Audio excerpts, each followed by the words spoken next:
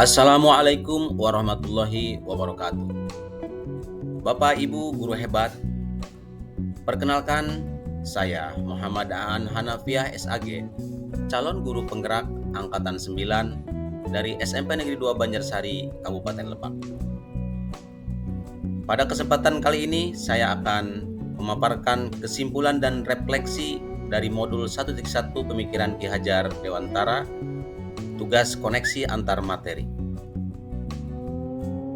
Salam guru penggerak, tergerak, bergerak, menggerakkan.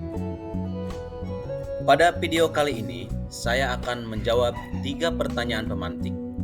Yang pertama, apa yang saya percaya tentang murid dan pembelajaran di kelas sebelum saya mempelajari modul 1.1?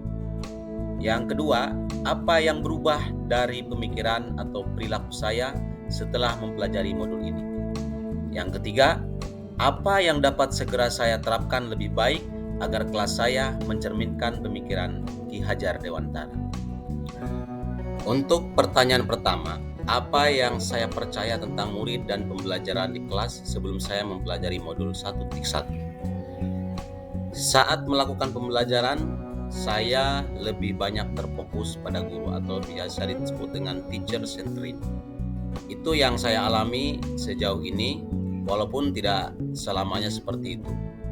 Yang kedua, guru kurang memahami karakter murid. Disadari bahwa sejauh ini sebelum mempelajari modul ini, saya masih banyak belum betul-betul memahami karakter murid. Yang ketiga, ketika melakukan pembelajaran, fokus pembelajaran lebih ke arah tercapainya materi dan KKM, di mana aspek kognitif murid lebih diutamakan. Yang keempat, motivasi belajar murid masih rendah, sehingga siswa cenderung pasif. Berikut ini adalah gambaran saya dalam melakukan pembelajaran sebelum saya mempelajari modul 1.1, di mana di sini terlihat saya pada saat melakukan pembelajaran masih banyak terfokus kepada guru. Siswa lebih banyak mencatat, mendengarkan apa yang saya sampaikan. Mereka lebih fokus kepada memperoleh pengetahuan. Tidak banyak kegiatan-kegiatan para murid yang lebih berfokus pada siswa. Lalu, apa yang berubah dari pemikiran atau perilaku saya setelah mempelajari modul ini? Yang pertama, saya merubah mindset atau pemikiran saya. Setelah mempelajari modul ini, saya mendapatkan tambahan pengetahuan bahwa pembelajaran yang dilakukan itu harus terfokus kepada murid atau lebih disebut dengan student centered, di mana guru menjadi fasilitator untuk mengembangkan atau membimbing siswanya dalam belajar. Yang kedua, guru lebih memahami dan menghargai setiap karakter murid. Yang ketiga, fokus pembelajaran lebih ke arah bagaimana agar anak dapat mengembangkan minatnya sesuai dengan kodrat zaman. Menciptakan pembelajaran yang menuntun anak menjadi manusia yang berbudaya dan berkarakter. Yang keempat, motivasi belajar murid meningkat agar siswa lebih aktif dalam belajar. Berikutnya, setelah saya mempelajari modul ini, perubahan pemikiran atau perilaku yang saya alami adalah merubah perilaku. Di mana yang pertama, saya harus benar-benar menjadi suri tauladan atau teladan yang baik bagi siswa ataupun murid. Yang kedua, memberikan kebebasan kepada setiap murid untuk menyelesaikan tugas-tugasnya sesuai dengan bakat, minat, dan kreativitasnya masing-masing. Yang ketiga, saya harus lebih cermat dan arif dalam melihat bakat murid, serta menuntunnya sesuai dengan kodratnya. Selanjutnya, ketika merancang pembelajaran, saya harus merancangnya dengan menarik dan menyenangkan, tentunya untuk meningkatkan motivasi dalam belajar murid.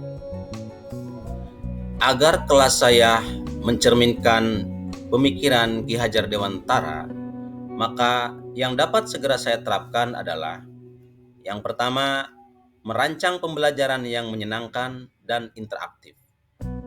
Yang kedua, menerapkan konsep merdeka belajar dan mengintegrasikan pembelajaran dengan pencapaian profil pelajar Pancasila. Yang ketiga, menerapkan pembelajaran yang berbasis kearifan lokal dan budaya setempat.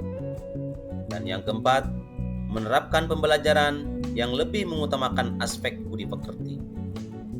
Selanjutnya, yang kelima adalah menerapkan pembelajaran yang sesuai dengan kodrat alam dan kodrat zaman. Dan yang terakhir adalah menerapkan pembelajaran yang menuntun siswa ke arah yang lebih baik atau lebih dikenal dengan sistem AMO.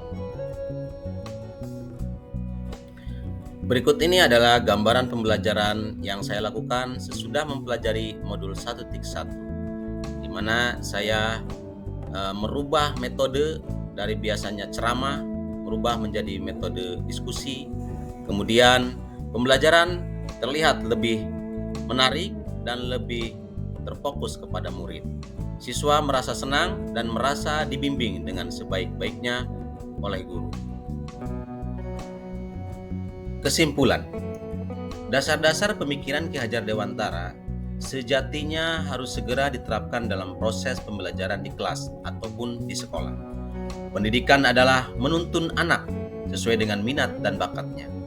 Pendidikan bukan hanya ilmu akademis saja, namun perlu penanaman budi pekerti yang baik. Sejatinya, pendidikan adalah berhamba pada anak.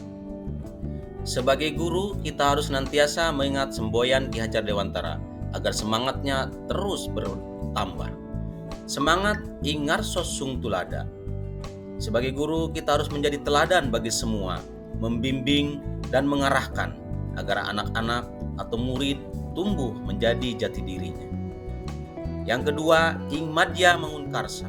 Dengan semangat ini, guru menggerakkan dan membangkitkan ide-ide serta mendorong anak-anak untuk berkarya menjadi generasi yang berdaya. Yang ketiga, semangat tuturi handayani. Dengan semangat ini, guru memberi dorongan dan arahan membantu anak-anak untuk mencapai cita-citanya yang menjadi manusia yang berilmu dan berbudi. Guru harus bisa menjadi teladan yang baik, karena sosok guru adalah digugu dan ditiru. Demikian yang bisa saya sampaikan, semoga bermanfaat. Salam guru penggerak. Wassalamualaikum warahmatullahi wabarakatuh.